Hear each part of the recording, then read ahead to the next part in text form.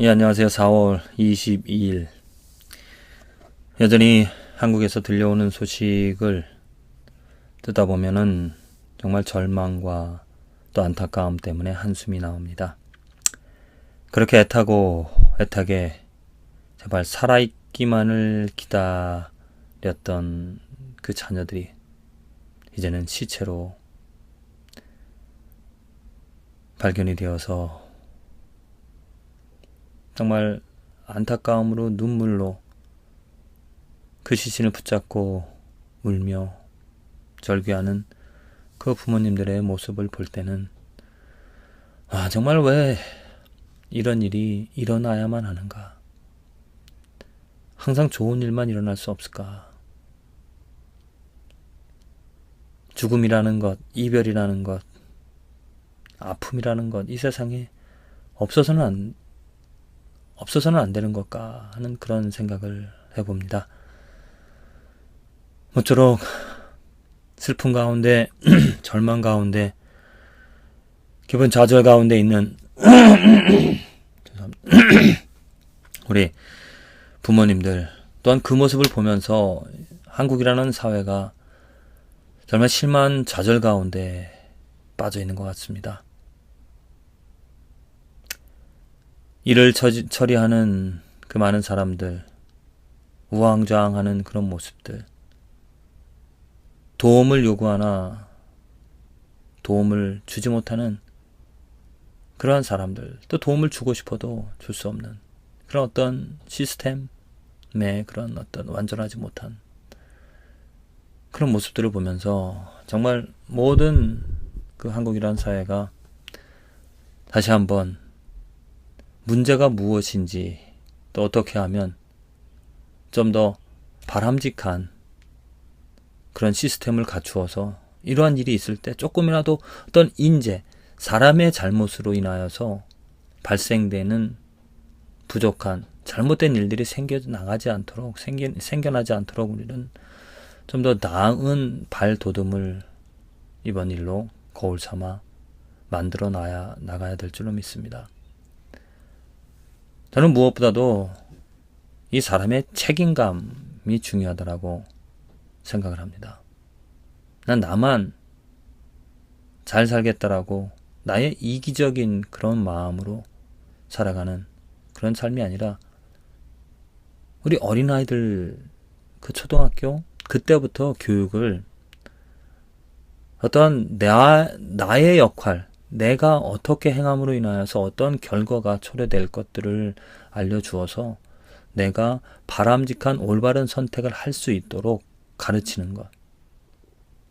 지금 어떻게 보면은 한국의 그런 사회적인 이런 문제가 일어나는 것이 무엇이냐면 굉장히 이기적인 것이죠. 이기적인 그런 가치관들이 팽배해 있다라고 볼 수가 있습니다.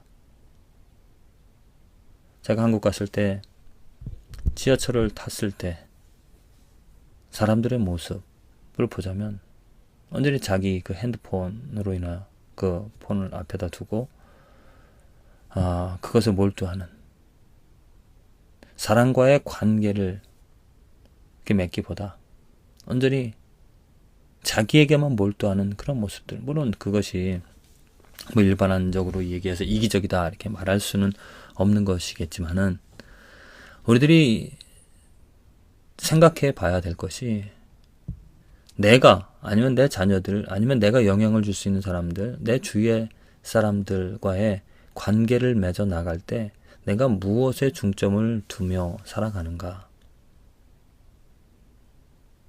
내가 나보다 다른 사람을 먼저 생각하는가. 내가 나로 인하여서 나의 행복이 아니라 어떤 다른 사람의 유익함을 내가 생각해 볼 수 있는가. 나는 다른 사람의 것을 위하여 내 것을 포기할 수 있겠는가 하는 그런 질문들입니다. 정말 절망, 어려움, 또 어둠 같은 그런 인생에 무익한 것들은 죄에서 나옵니다. 나의 이기심이고 우리들의 무지함, 우리들의 부족함, 우리들의 완전하지 못함 때문에 나오는 것이죠. 그런 죄로 인하여서 우리들의 이 절망, 우리들의 삶의 문제를 극복할 수 있는 그 힘은, 그 지혜는, 그 능력은 어디에 있겠는가? 우리가 애써 많은 것들을 고쳐보고 만들어 가려고 하지만 부족합니다.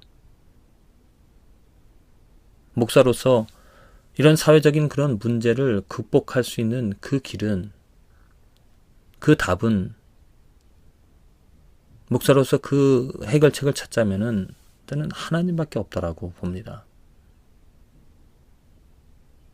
우리가 하나님 앞에 한 사람 한 사람이 바로 서고자 할 때 나의 잘못된, 나의 이기적인 것들을 보게 되어지고 그것들을 고쳐 나가고자 또 고칠 수 있는 힘이 변화되어지는 그 힘이 하나님에게서 나온다라는 거죠.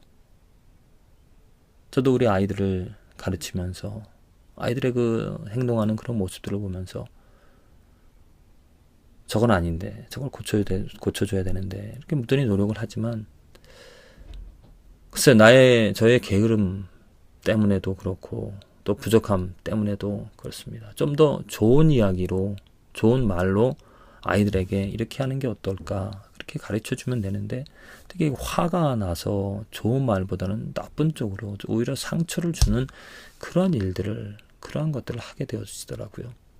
그래서 우선 그렇게 잘못되게 가르침을 한다라는 거, 그것부터 우선 깨달아야 되는데 그 깨달음도 하나님이 해주셔야 된다는 겁니다. 정말 우리들의 삶에서 나의 부족한 것을 깨닫고 고쳐나가고 또 다른 사람들에게 좋은 영향을 줄 수 있다는 건 하나님이 알게 해주셔야 한다는 거죠. 오늘 시편 기자도 이렇게 고백을 합니다. 저의 영혼을 사망에서 건지시며 저희를 기근 시에 살게 하시는도다. 저희를 기근 시에 살게 하시는 하나님. 기근 가운데서도, 어려운 가운데서, 고통 가운데서 살게 하시는. 지금 시편 33편을 전체적으로 읽어보면은 그 전에 무엇으로 왕이 그 백성들을, 그 나라를 지켜나갈 수 있을까 하는 질문을 합니다. 가지고 있는 그 군대로서 그 나라를 구원해낼 수 있을까? 그렇지 못하다라고 말합니다. 구원함은 하나님께 있다라고 고백한다는 거죠.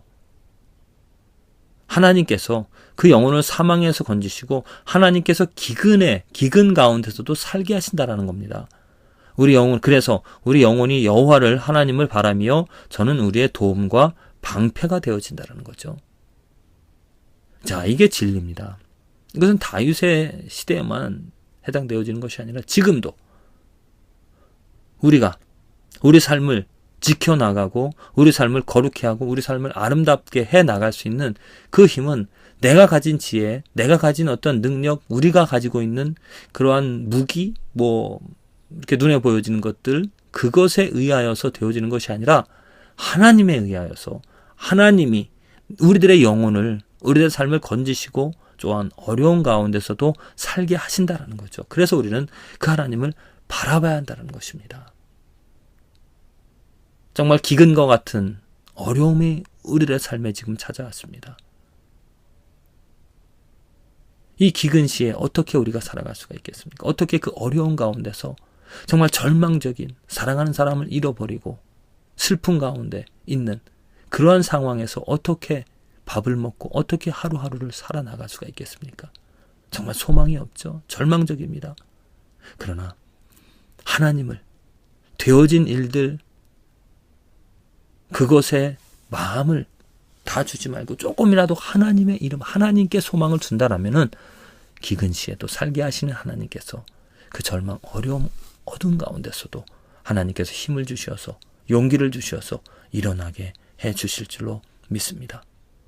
이 시간이 오래 지속될 것 같지만은 분명히 짧은 시간으로 언제 그랬나 듯 다시 일어나서 하나님이 주시는 힘으로, 하나님께서 공급해 주시는 힘으로 말미암아 일어나서 절망이 아닌 희망 가운데서 살아가게 되어질 줄로 믿습니다.